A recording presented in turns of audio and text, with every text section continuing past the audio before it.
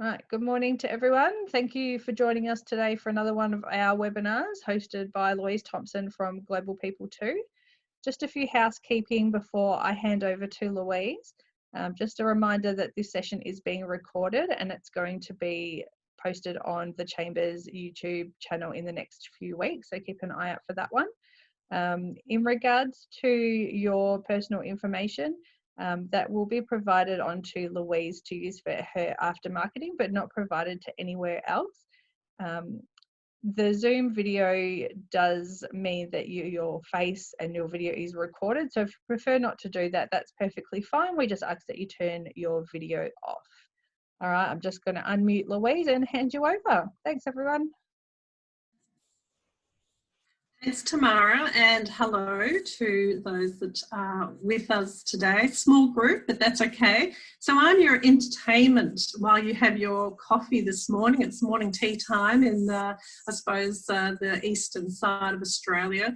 And when Tamara and I were chatting about particular subjects that may be, I suppose, of use to help us through the current times, the change in environment, it made me think about a time in my corporate career back at least 20 years ago where I took on a role, and that role was to really help with a big change in culture, one of which was to invite women to work with us. I was the only woman out of 600 people operating in this business, and we had a group of men who were at that retirement age. They were a great group, very intelligent and full of experience, and we wanted to help them to retire and help us bring up the next group of talent. The major dilemma we encountered was their partners. Their partners weren't welcoming them to come and work at home or be at home at least. And that takes me to today, where in my house, I'm actually working in my bedroom, given my husband teaches, he's in my office. I've got two kids who are in their bedrooms in their respective schools, and I have my mother who's in another room, and she was on a board meeting earlier today. So things have shifted, but for me, it's a bit same old in that I'm used to changing and being different and flipping, and yesterday moving into a different office. And I want you to think about, well, what is it in the last few weeks? What have you done differently to cope? What's been your strategy? Has the anxiety heightened? So while you're thinking about that, I'm going to just change over and see if I can, see you. I want you to just raise your hand if you're feeling like me, and that is that I really notice the different feelings from anxiety to anxiousness to feeling what's next, the unknown, to maybe a stage, it's a bit of a roller coaster that, okay, there's a new normal out there. So is anyone with me feeling that way at the moment? Okay, Nosh, yeah, Tamara, yep, empowered to speak. Now I can't see Nathan, that's okay. I'm quite happy for people to just listen in because it's your coffee break. But it's great to see people because I and you, we're working doubly hard trying to read you through another screen. If I was with you face to face, I could read your eyes. I can read potentially what's going on. And that's what our brain does for us. At the moment, we're exhausted because we're working twice as fast. We're also exhausted because we're working at 3 different levels at the moment, and it's all about leadership. So that's my game, is working with people and leadership. And I've got a makeshift little whiteboard here, or flip chart board. It is all about leadership, but there are 3 levels of leadership. And I want you to think about where you're operating at the moment. Now, and just give me a hand up. Can you read that is leadership? Because it's back to front for me. Yeah, got thumbs up. So, first level. Self-leadership. Now, that's what's in your control. It's the only thing that you can control at the moment. And some of us are great at it, And some of us struggle with it, and this is the current dilemma. Social level, that's where you have an impact on other people, team, family, colleagues. That's your behaviour and how it impacts other people. So some people are working at that level. Now, if you can read my writing, that's strategic. That's the third level. Now, there is no lift up to that third level, second or first. It is steep stair climbing. And you can't miss the first and second level. You've got to be going through all three. What we need to be doing now is operate at the self level. If you can work at that level, you're more than likely to identify what the roadblocks are, which are preventing us, if you are feeling that you've been prevented being you and moving to a different normal. It's at that stage where you've got to look at what can I control and determine what I can't control. You can influence social, strategic, but only at that self level can you control yourself. Get that sorted, then you can go to the next flight of stairs. So to get through the roadblocks, I've got this framework that I've come up with, and I came up with this many years ago. I know probably 20 years ago, and I use it quite regularly working with people, and I've been able to pull it out again to help people work through the current landscape. And maybe just how about a show of hands here?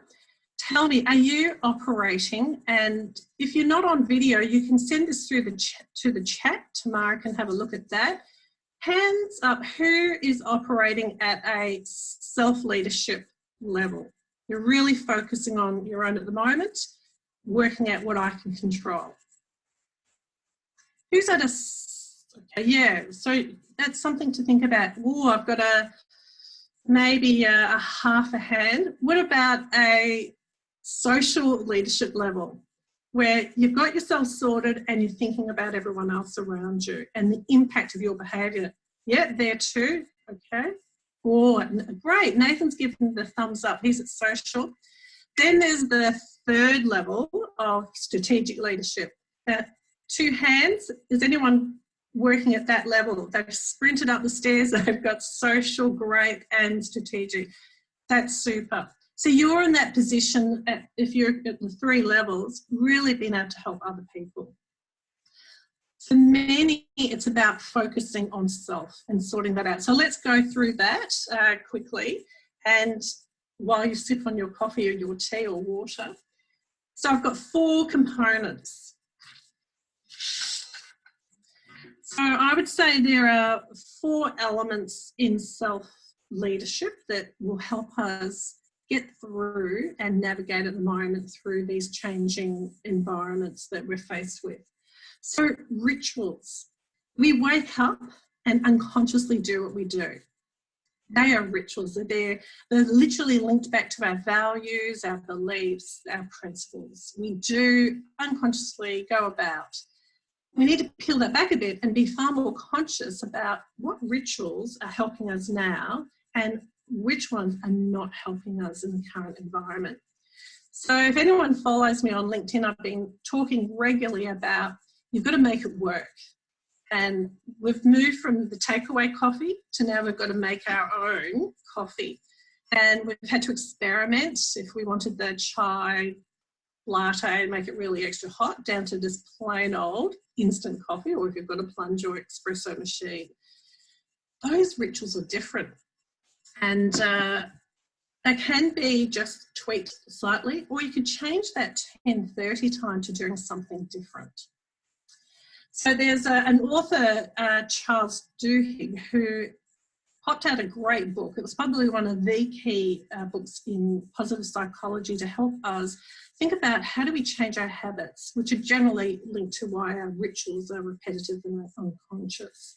And if we think about the cues that happen during our day, no matter where you are, and what it is that then we do in that cue to arrive at a reward. The coffee is a great one because if I was in the city, around about 10:30, you see all these people evacuate buildings. They're going to their favourite cafe. But what is it? What is the reward that they are seeking? And this is what we need to find out when we review our own rituals. Is it social connection? Is it meeting that friend in the cafe? Do I need exercise and get out of that workplace to be rewarded with fresh air and to be re-energised? Is it I need that caffeine hit because I'm lethargic in front of the screen too long? Everyone has a different habit, and it's a different routine in the middle. Changing habits is about changing the routine to arrive at the same reward. So that's a whole piece of work that you can work on. But just think about your rituals during the day. Are they serving you well, or could you change those so that you have new habits to take you through this new normal? Does anyone have that 10:30 coffee habit like me, as I put my hand up? Right, a few, and Nathan too. The second is well-being. So I spent a lot of time in this space. And well-being is about health. It's social, it's physical, it's diet, it's movement, it's mental, it's emotional. And we're caught up in this area at the moment. A lot of us are static in the way, and it gets back to a ritual. We'd go to yoga, 9:30 Monday morning, if I'm not workshopping. It's maybe going for that walk. It's working out at the gym. It's, it's doing some type of passionate project. We've all got these well-being habits, and generally they will stimulate a health and a feeling of the neurons in our brain will feel positive and keep us moving along. I think we need to stretch, and we've seen that over the last 6 weeks. We've had personal training sessions pop up on screen, and I've done this. I've got my mat out and I've been participating online. I've never done that before. I've never done a Zumba class. I've never done a PT session. So it's been interesting to try something different to fit in with what's available given the current environment. So it's about stretching, thinking outside this head and getting back to our routines. What is it that I can do different to help my well-being if I'm locked in these four walls or in the area that you live? So out of rituals and well-being, which one, and I'll get you to come back through the chat here, which one would you focus on more, having to do it differently? Would you be more focusing on rituals or focusing on well-being? So let's see what that looks like through the chat. Tamara, you can summarise that for me.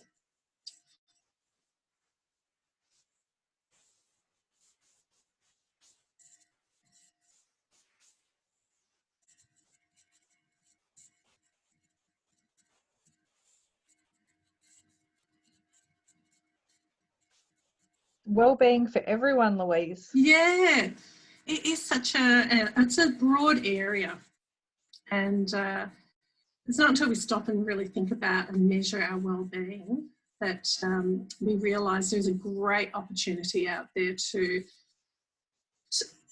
have a new normal in that well-being space, especially in the mental health space. The third area is structure. Now, this is what I'm hearing quite regularly, is that it's time, and I've got so many people in the house, and I'm juggling on what time do I allocate to be with people. I talk about that our structure is like we're a slave to our mind, a slave to our brain, because there's so many rules that we have already set up for ourselves on what we trust ourselves to do and what we don't trust ourselves to do, who we trust and who we don't trust. So when we're working behind a screen, the trust levels go down. And how we're hearing about this, what you would no doubt be reading and hearing, is this level of trust where you have a manager at one end of the screen and team members elsewhere, let's say operating from home. That's not about that particular relationship. That's the brain taking over. We're a slave to what we're preconditioned to think about. And that's what we need to work on. So the simple strategy there's a whole piece of work in neuroscience. Judith Glasser is the late Judith Glasser has done some amazing work, very simple for us to say, you know what, today I'm going to talk to my prefrontal cortex. I'm going to speak to the front brain, and it needs to be entertained. It needs to have flexible arrangements, to have change, to have excitement, rather than what you may have heard of, the amygdala. It's in the prehistoric part of our brain. It's there to run when needed. When that saber-toothed tiger comes along, when someone's coming through on the screen saying, where are you? What are you doing? We react rather than respond. So that's quite a piece of work to do, is your structure and allowing you to be savvy with your time, technology and your energy and what works for you. I'm a morning person. I mean, I was up at 5 working today, and then I'll have a break during the day, and then I'll do a piece tonight. And that works for me. It won't work for everyone, but it will come down to businesses and teams operating on what works best for everyone to get the best out of this current normal. So the fourth area, and there's no particular order here, are boundaries. So where rituals is about habits, wellbeing is about getting health, structure is about your hours, the boundaries is home base. It's what's protected by you, what's important to you. Now, hands up, have you heard of Brene Brown? No? So Brene is well known for her work focusing on shame, vulnerability, and being at home with yourself. That it is okay to be open about feeling vulnerable, which we all are at the moment. Now, there's 2 pieces of work that are so simple that we can all be operating with at the moment, and that is to work out with yourself, family, given this is where I'm operating from at the moment, and with your team and business. It's what's okay and what's not okay. Is it okay to contact me at 9 p.m. at night, or it's not okay? No.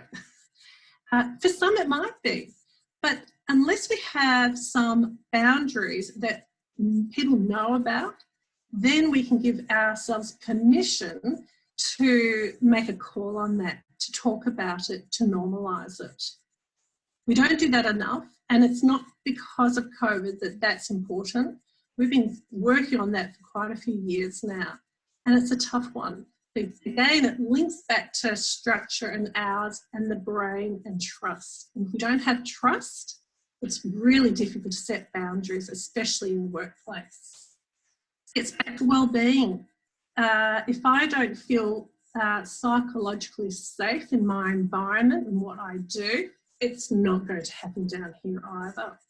If it does work, we can set new habits and have new rituals individually and with our team.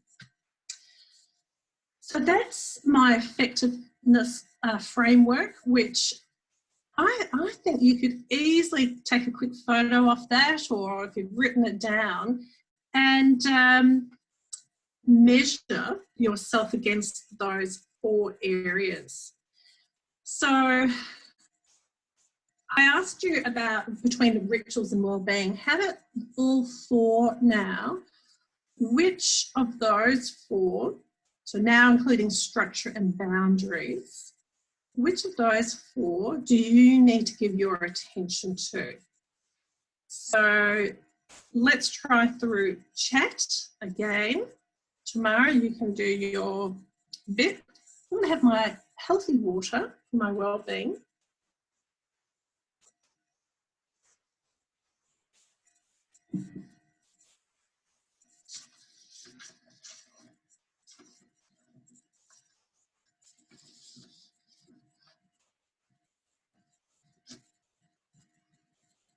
We've got a mixed bag here for you, Louise. So for myself, I know that I need to work harder on well-being. Okay. Yeah. So, and then we've got 2 here for boundaries and 1 for rituals. One for, yeah, rituals. Okay. So the question is then, what will you do? We're very quick to move on to the next thing when we're busy and what's glossy and exciting. So it's really important to type away or back to the good old pen and commit yourself to doing something that will move a roadblock if it's in the way, and move to what could be a new normal to serve you well. It will be an habitual change, and that's not easy. If we think about New Year's resolutions, probably one of the most common examples, most people don't stick to them. It's hard work. So that's where I become involved. I can always be that little wise one on your shoulder to help you. But think about it. Think about how you can make some change. And that's really what it's about at the moment. The environment is a change, it's imposed on us, and we just need to take a bit more time to think about, well, how do I do something different? And it may only be that one action. So I just want to highlight, if you're interested in reading or research TED Talks, I would highly recommend Brene Brown. She's in the top 5 TED Talks. You'll find her work there. So if you're busy, but because we're so familiar with our screens or podcasts, check her out. She's really useful, and share that with colleagues or your staff. I think you'll find that that alone can help you.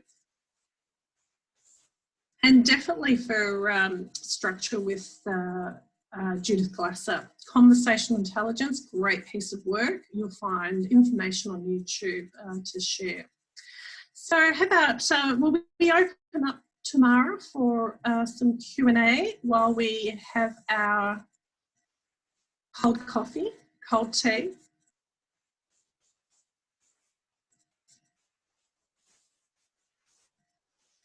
Yep, sounds like a good idea, Louise. Does everyone prefer I unmute and you can ask in person or chat? I'm okay with both. I'm okay with asking a question or chat. Thanks, Nosh.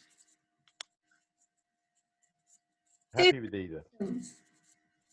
Or just commentary around what you're thinking your roadblock is and what you might want to do.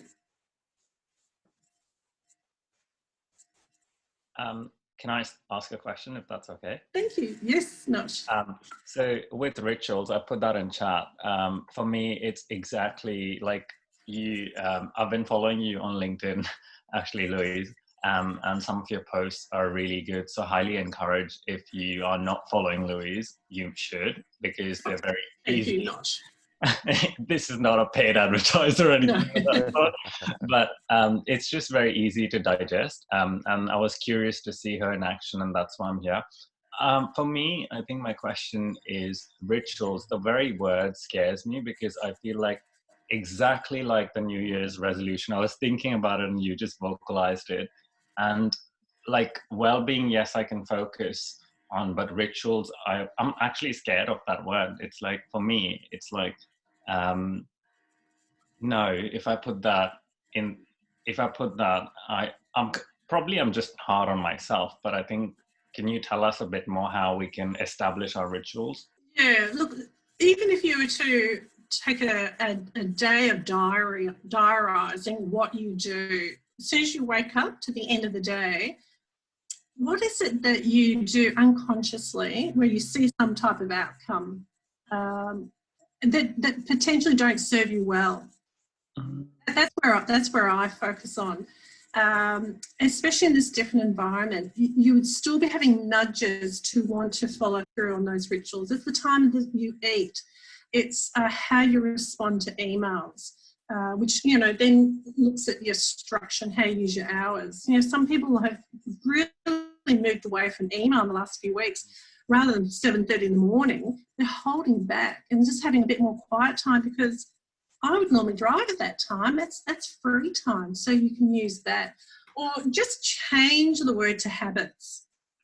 And habits, if you really want to focus on that, I'm an absolute fan of Atomic Habits as a book.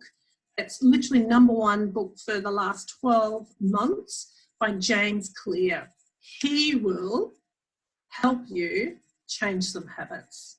Fabulous for the workplace. So yeah, just change the word, diarise through what's serving you, what's not serving you well. We are walking around and we have no idea sometimes what we've done and did it serve us. I have put exercise in my diary. Right, good. And put it at a different time. Okay. Yeah. I've got my yoga mat normally in my office. Now it's in my new little office here. And it's, because I can see it, that's my cue. Oh, yeah. My cue. Yeah. My reward is I want to wake up or feel energized, change a routine. So that's that little model. Awesome. Thank you. You're welcome. I'll make a comment. A lot of people find with exercise, if you set the time and you're just doing it, it becomes a bit, I'm getting tired of this. And a lot of people have found if you set a goal, so for example, if you're going to do it every day, that's one thing. But if you're not, then you say, right, within the month of May, I want to do 20 routines. So then every time you do one, you're ticking it off and moving closer to your goal. Yeah. And having a goal really helps motivate, because if you miss one today, you think, oh, I've got to do it tomorrow. If you do 3 days running, you feel you can give yourself a day off and it doesn't really affect your goal. Great advice. It's like I've done a few half marathons. Mere thought of running that, crazy. But it took 12 months running 500 meters. And yeah, long term. Build it up. Yeah. Is it Paul? It is Paul. Yeah, thank you. Yeah, that's great. So goals are super. And goals seem to be a bit of a dirty word. But you know what? That's how we move. That's how we become different, is just setting goals for ourselves. Yes, I think people get scared of goals because they're too big, they're out there, they're never going to happen. And if you make them small, achievable, step at a time, then they really work for you. Especially in this environment now where there's no external stimulation or people holding you accountable, as it were. Yes. That setting yourself, right, well, this day I'm going to do this, or this week or this month I want to do so many of these or do so much of this. I think it's one of my comments about the political environment is the conflicting messages. Some people are saying, well, we're going to be out of this in a few weeks. Others are saying, no, we're going to be in lockdown for 18 months. That's a bad message because it's very, very depressing. Whereas the Victorian government have said, right, we're in lockdown until the 11th of May, then we will review. I can manage that. I can do 11th of May. I'm tuned into it. What I can't do is 18 months of lockdown. And so I think that set that short term. Yeah, bite-sized goals. Bite-sized, absolutely. Yeah, great. So Tamara, any other questions there?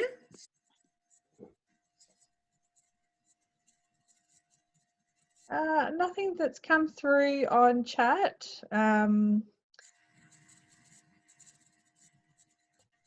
Nosh wants a BHAG. Yeah, Nosh has written big audacious goal, BHAG. Yes, what's that? From Good to Great by Jim Collins. So big, hairy, audacious goals. Oh, Yes. Yeah, Yeah.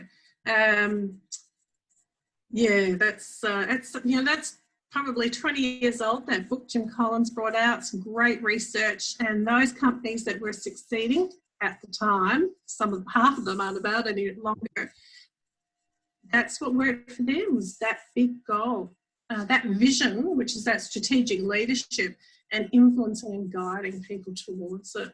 And we can all have a big, hairy, audacious goal, and we can have little ones too. I think I've written that, and it's often the case that we set ourselves, sorry, I didn't articulate it well, but we set ourselves a BHAG, and then we go like, oh, come on. Exactly, yeah. And Paul, thank you so much for your tip as well. I've actually written that down. So 20 exercise sessions in the month of May is amazing. Thank you, Louise, as well for that. That's great. Does that mean we have the weekends off, Paul? Is that your choice? Very good. I think it's important when you set a goal that continues to be doable. And if you set a goal that, for example, if you say, I'm going to run 5K every day, the first day you don't do 5K, for whatever reason, you failed your goal. Whereas if you say, I'm going to do 100K in 20 days, if you miss it this day, you can make up an extra K each day for the next 5 days. So it's just that keeping the goal live and doable. Sage advice. Paul, do we expect a session from you next? Is that a hand up, Paul? Has he volunteered tomorrow? Sounds good to me, Paul. Pardon? Sounds good to me. Well, it would be with my business partner. As Louise probably is aware, that being part of the Chamber Executive, so we really want to give an opportunity to other members. And this was terrific, really terrific, Louise. And I like the way you've improvised with your yellow boards. It's not easy to pivot from that, doing it in a workplace environment, and suddenly you're working in a very small area and you're trying to capture everything succinctly. But I like the way Tamara is now playing the chairman. She's not making any comment about this. She's not getting engaged. She's just the boss. And you're doing it well, Tamara. Very well, Tamara. Thank you. That's so important, this whole piece around gratitude as well at the moment. When you feel overwhelmed and anxious, forget how important it is to acknowledge those people who are beavering away in the background to, as you said, Paul, this big pivot, it's massive change, and we really do need to acknowledge people. So many different people have really stepped out of their comfort zone and to keep ahead, to feel positive, because when we're busy, our mind is being entertained, so we're more likely to participate opposed to just sitting back. On Friday, a bit of a plug, Tamara, for Friday I'm running a piece around relationships, and what we know about relationships is that there are two types of people. There are those that are under-functioning and they step back and let others do, and there are those that over-function and they want to do everything for everyone else. And it's about, how do you find that happy medium? How does that work in the current environment? So we'll be exploring that on Friday. I've just put the link for that in the chat, but just to let you know, I'll also be sending that invite out along with another one that Louise will be doing on the 6th of May as well, in a email later this afternoon. Terrific. Tomorrow, looking forward to both. Right, if no one else has any more chat comments, we might let Louise get back to work, as I'm sure we've all got a lot of work to do. But thank you all for joining us. We hope to be bringing you some more, not only from Louise, but as Paul said, from some more of our members from the Chamber. So keep a lookout for those. I'll be putting the links to our Facebook page and our website in the email that goes out later this afternoon as well. So please keep a lookout for it. And thank you, Louise. Tamara. Thank you, Tamara. Thanks, everyone. Thanks. Tamara. Yep. We do have a fairly small turnout. Now, it's great that it'll be on YouTube and members can access it over time. I'm just wondering if we can encourage Nosh and Nathan to promote the workshops, because it is about getting it out there and making people aware of it. So it'd be great to get 20 people into the next one, and that comes from that organic growth from people talking about it and making their friends aware. And this is not limited to chamber members to access. Okay. Great idea, Paul. We're asking people to be a member of the chamber because we've got a lot of talent in the chamber. We want chamber members to be presenting, excuse me, but it's open. So if you've got friends, if you've got people you know who would benefit from Louise or from other presenters, get them to engage. Ask Tamara to send them an email link or something. Spread the word. That's what I'm saying. Thank you. I will do that. Paul, can I also ask you for I think your LinkedIn name so I can connect with you, and we can do it. I'll promote it on LinkedIn for sure, because I think this was fantastic. So Paul Broom. My LinkedIn is Paul Broom. All right, no problem. I'll look it up. Yeah, it'll come up. You'll see my beautiful face on there.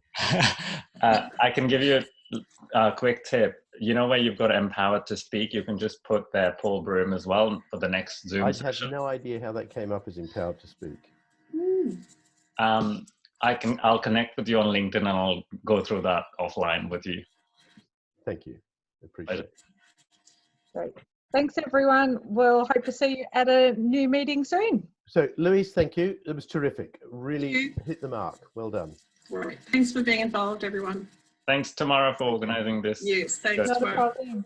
Thank you. Bye. Bye. Bye.